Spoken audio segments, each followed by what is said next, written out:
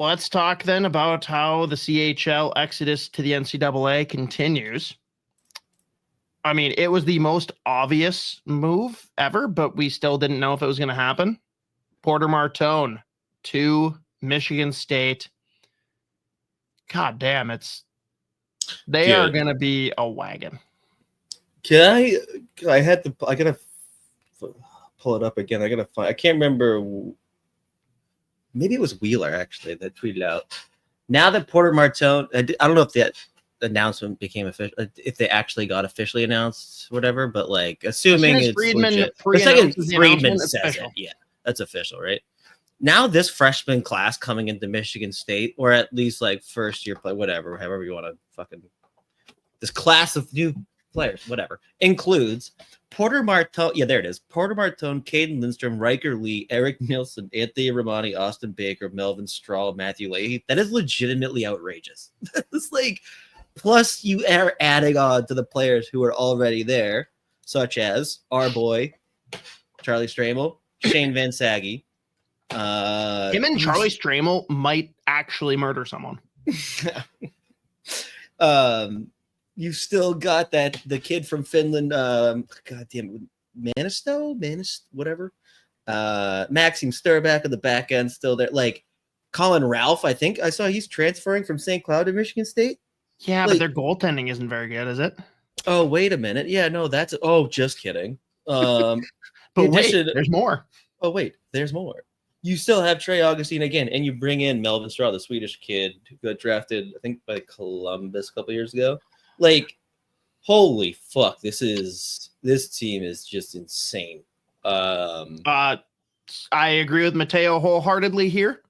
I know he's trying to be tongue-in-cheek about Charlie Stramel, but really where I wanted to go next with this, Z, is do you think Porter Martone does more damage in college hockey than Gavin McKenna? I think they'll be comparable, but I think I would be shocked if McKenna's still not going to be like the favorite preseason. He'll have more points, but that's like, dude, look at Penn State's non-conference schedule. That's why Gavin McKenna will have more points. But like head to head, playing in the same game, like which player is going to take over the game more? And maybe it is still probably it's probably still McKenna. Martone is just such a big boy. He is. And I can't remember your exact words, but you basically like gushed over the physical tool set too. Yes, when he chooses to, like, he's a guy that will take several shifts. He'll take games against him. Right, that's actually a plus. Did you see Phil Kessel's a freshman when he was like 17 years old? 8 million points. But like, yeah, I mean, they're gonna put up ridiculous numbers. And I mean, the other thing too that we talked about last week with Penn State is just like the amount of new top talent they're bringing in.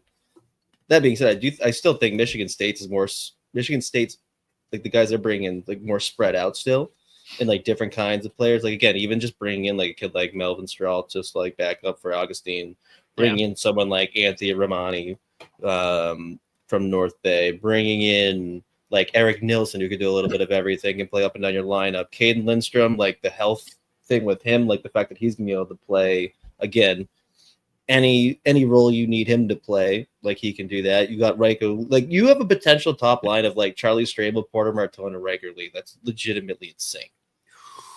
That would be very fun. Now, I will say it sucks for this year if you are a fan of any other college hockey team, particularly Big Ten, but I feel like Michigan State could be absolute dog shit the next year. Obviously, they can reload with similar guys, but like, there's a lot of guys that are probably leaving after this year. I think there are definitely a few that will. There's still, even the guys that I'm like fairly confident are going to stay there, they're still going to be a top contender. Like, I mean, I talked about it. I don't know how actually, maybe not as often as. Maybe it was more so in our like smart scouting thing, but Eric Nielsen to me, like I fucking love this player. Huge fan. Like the fact that I didn't even know that he was coming over to play college hockey. Like he's incredible. Again, Riker Lee, I think is a 2 or 3 year college guy. Like he's insane. Caden Lindstrom's good enough to see if like how his health holds up, but it might be like more beneficial to do 2 years in college. Like I don't know, but there are definitely going to be some top guys. Obviously, there'll be one and dones, and someone like Sturback. We'll see what happens with him next year. He's a big part of that D core. And I mean, again, obviously Trey Augustine going, but like again for the future, the bring in Melvin Straw helps as well. So I still think that they're going to be a contender year after year. And they're going to be able to recruit. But that's the other thing too. Like they're going to do this again. Like they're going to bring in like more insane like CHL top talent. Plus, like very, the very recruits that have possible. already I'm been just saying they will lose half of this roster. Yeah, you could again. I think you could say the same thing about like Penn State or anyone else that really just like went all in on bringing in like. But okay, I think that's the argument though against everyone like shitting. People are very mad that Bob Motzko hasn't done more, right? Oh, like, right. Yeah. Why won't Bob recruit the CHL? Why won't he give $1 million to people to bring him in on NIL? Like, there's so many changes. Like, I'm okay pumping the brakes and waiting. Now, if we're like a couple of years removed from now, we figured out the landscape, we know how things are going to go, and there's still just like zero effort. That's a problem for me. But I also think that there's the unknown of what is it? I think it's sometime like early to mid January that CHL kids have an out clause. If they aren't happy with the way they're deployed, they don't like the college life, they think that they're not getting the ice time they want, they can go back to the CHL. No questions asked. I'm really curious to see how many people dip out. Because do I think that's going to happen with the McKennas and the Porters? No. Do I think that there are a lot of other guys that could be pissed off about their playing time and deployment because they're smaller, younger, they have to adapt to the game, and these are guys that in a normal NCAA schedule, like they're going to get their shine in the back half of the year versus the front half. Maybe they don't have that kind of patience and they just say, screw it, and I'm going back. Like, I want to see how this all plays out. And I think that's where Bob's head is at. It's like, I am not going crazy. I like my roster. I've already got my guys coming in next year. I'm not kicking someone to the curb or telling them, hey, I know you're going to come this year, but I want you to go back and play junior. Like, he's good at his roster. Let's see how things play out. And if he makes zero effort next year looking at potential like CHL guys to bring in, if there's guys that are interested, yeah, I understand the criticism, but I don't know. I'm not going to criticize. We talked about this last week too. Like, this is still a fucking legit roster. Like, that's the other thing. Like, it's like Minnesota's still gonna be fucking good. Like, a really good fucking hockey team. People forget Jimmy Clark's about to fucking go off. Our boy Jimmy Clark, that sick fuck. No, they still have plenty of fucking legit players on this roster. Like, who knows what I think Gophers are going to be so overlooked. It's going to be so fun this year to see him, at least early on, catch people by surprise. Yeah, plus like sophomore year, Brody Zemer. Like, we'll see what he looks like. I mean, there's just plenty of guys. Like, there. I just think Minnesota's also. And I'd rather have Luke T than a lot of these CHL guys, to be honest. Mm-hmm. Yeah. I mean, this team's still fucking really, really good. One of the best teams in college hockey still. So. And I'd have to know, Cole, what the odds were that you got Big Ten against the field for, because I mean, history tells us the Big Ten cannot win the Natty, but like. Yeah, based on pure value, and if it's like league versus league versus league, like, yeah, Big Ten's got the most heavy hitters probably, but I mean, Michigan State is the best team for me, with BU being a very close 1B. But like, those are the we talked about it last week. Those two teams stand alone. There's a lot of other really good teams, but those two are the two to beat. Yeah, if you're fucking telling me Big Ten versus the field, I'm fucking hammering the field because only one of the teams in the Big Ten can fucking win.